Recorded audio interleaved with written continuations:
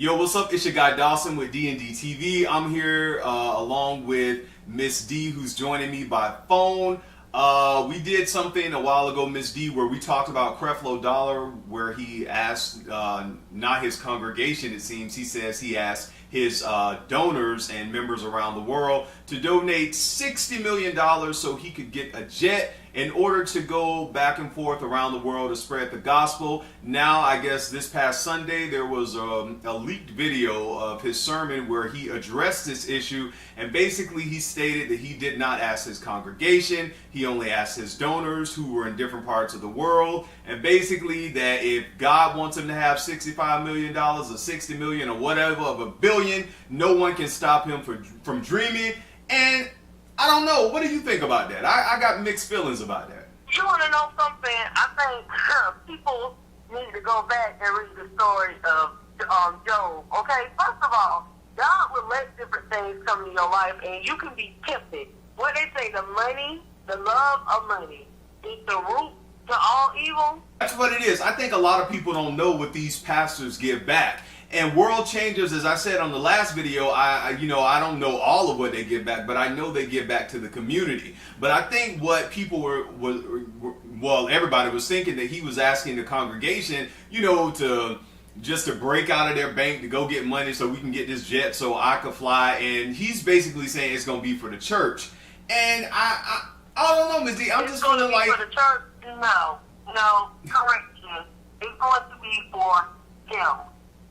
Okay. None of those church members are flying on that jet. One of the things I said last time, and some people wrote in the comments when I said if my pastor needed a jet that I would help out, and anybody that I would follow, I would, kind of know that pastor and know their heart and stuff like that. I'm sure any pastor I would follow is not going to ask the congregation or donors for a $60 million jet, especially when they have money in the millions already. And I've been to some mega churches, and I think this is the first, there are a couple of other mega churches I know about where they ask for a considerable amount of money from the congregants or from the donors.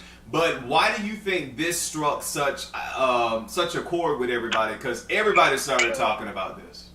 Because he had it posted up on the website and everything where you can just feel freely to donate.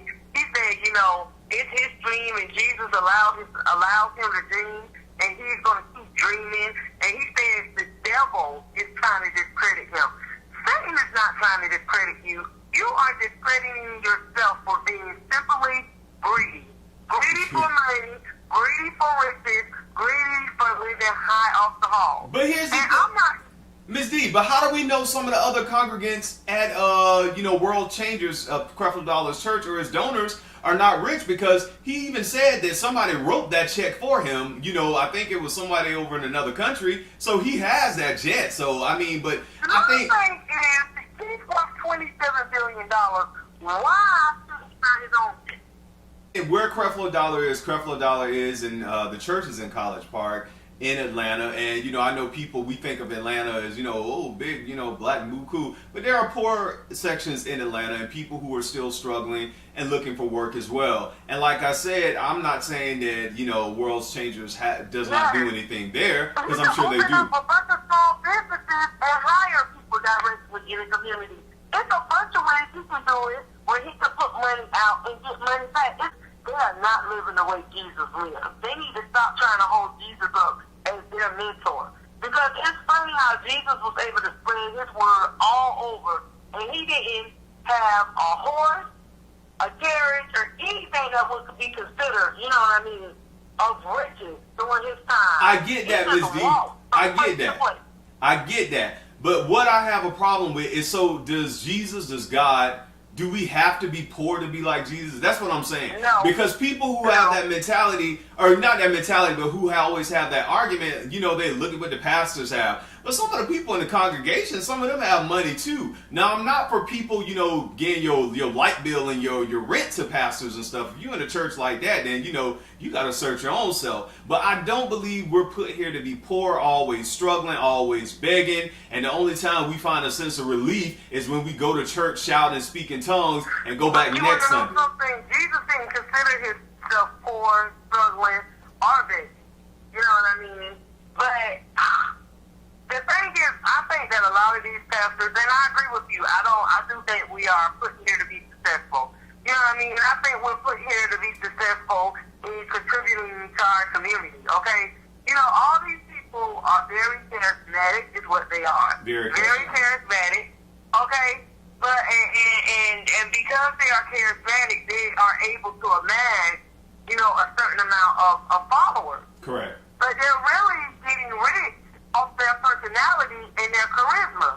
Well, one of the things that Creflo Dollar, he stated in this statement that he made about him asking his donors for the money is that, you know, they never check people's W-2s at their church.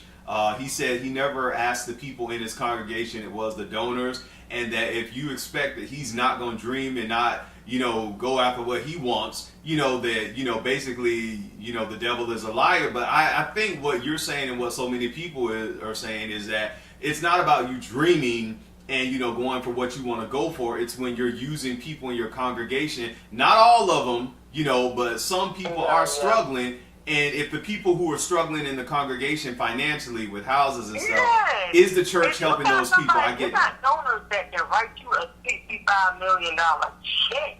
You Hey, doing you it. go get a jet that was a little bit cheaper and use those millions to help people that's going through your church? Well, some of the people who go to college can partly, I mean, and to World Changers, they, you know, well, look, I don't want to go by looks, but I mean, people were rejoicing, standing on their feet when he was talking. So all have drunk the Kool-Aid and swallowed it whole. Drunk the Kool-Aid. We're doing some Jim Jones stuff now. Yes. People get caught up in personalities. They do. You have to be careful. A real charismatic person can come and simply mentally sweep you off your feet. You can get all wrapped up into it, and they start believing in the man more than they believe in Jesus. Those are the same people that still go to any long church. Wow. No, if you had to say something, I mean, you gonna send your check in, Creflo Dollar? Oh, no. I am not a supporter. You're not a supporter? Creflo Dollar. He should hang it up. No, he got a donor. You know, my thing is, if you got donors that can cut you that type of money, I know that he's doing something for his community. I'm not saying he's not doing nothing. But if he's doing $65 million worth of something, that's my question. If you got donors that can cut you money for that, why don't you ask them to reform one of them projects or something down in Georgia? Just rebuild your own thing. I agree. Rebuild a woman's shelter. That's my thing. I agree with that. You got people that's paying you that type of money, just like that, you know, they believe in you. I'm cutting this check. Well, yeah, I need to see a couple of $1 million worth of stuff going up in the community. That's what I feel. I feel you. But here's Ms. D. The people go to church to be empowered, to be inspired, to go out and to do what you know, they need to do in the world, and to, I believe, you know, a pastor or a minister unlocks the, you know, or helps assist with unlocking the dreams and that are in people, you know, because that's why some people go to church, for motivation, to learn more about God and stuff like that, so they can do their purpose here on earth. So with that being said, do you think a lot of the responsibility should not be on the pastors as much as it is for the congregants to do something with their life? Because you can't keep saying, you know, well, my pastor live over here in Beverly Hills and I'm living out here in, you know, Inglewood, and you know. But you want to know the difference is the pastor has the blessing of having a charismatic personality and stuff. So you're probably not never going to make it to his level unless you got that same type of personality.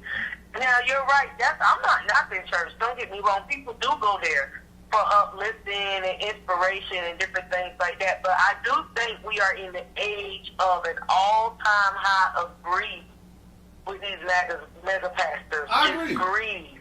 I agree. There's a problem. And they will sit up and say they're not caught up in money.